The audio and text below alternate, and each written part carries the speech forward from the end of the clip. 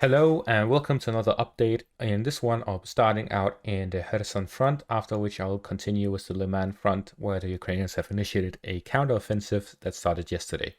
But before we get to that, 90% of who watch my videos are not subscribed. If you like this content, please leave a subscribe, it helps me out a lot, and you will get notified every time I post an update. Thank you very much, and let's get right into this.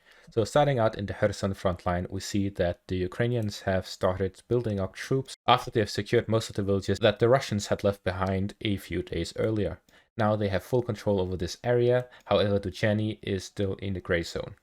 The Russians have spotted a large Ukrainian grouping here by Novokamenka, where they expect the Ukrainians will be fighting soon from this northern area, and there has been spotted 2 Ukrainian reconnaissance groups here by Borsenske as well as Bestvodne, and finally there is fighting ongoing at Bruskinske. The Ukrainians are most likely starting to prepare for another offensive here in the Kherson front line, where they will be starting an attack from the northern area.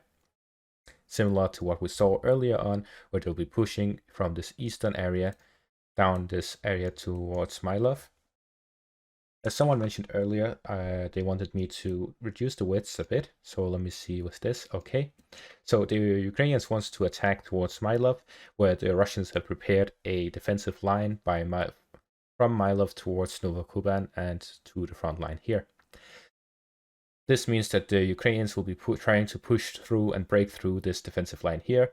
And the Ukrainians have set up rocket launchers as well as artillery around Petropavlivka, which is about 25 kilometers from Milov and 10 kilometers from the front line, which means that this will be their position for this upcoming offensive.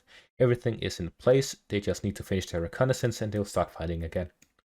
Moving on to the Liman counteroffensive area, we see that the Ukrainians are now heavily pushing from this northern area and have slowed down their pushes in the south. And this has left the offensive from yesterday has left a large gray zone in the center, while the southern area has been clearer as the Russians had managed to capture Terny and Yampovlivka, and the Ukrainians have managed to capture Makivka and Nevsky and hold on to this defensive line north of this reservoir, leaving the southern part contested.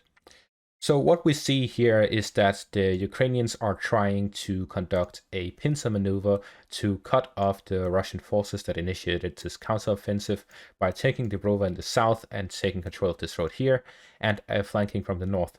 The Russians have spotted a large Ukrainian grouping of forces around Pludyas, which is most likely being prepared to attack from the northern area to flank the Russian army that has pushed into this area where they have captured Terny and Yampovlivka, after which they will capture Dubrova, from the south to take control of the road, and then they will push onwards to encircle the Russian forces that have advanced towards Terny and Yampovlivka.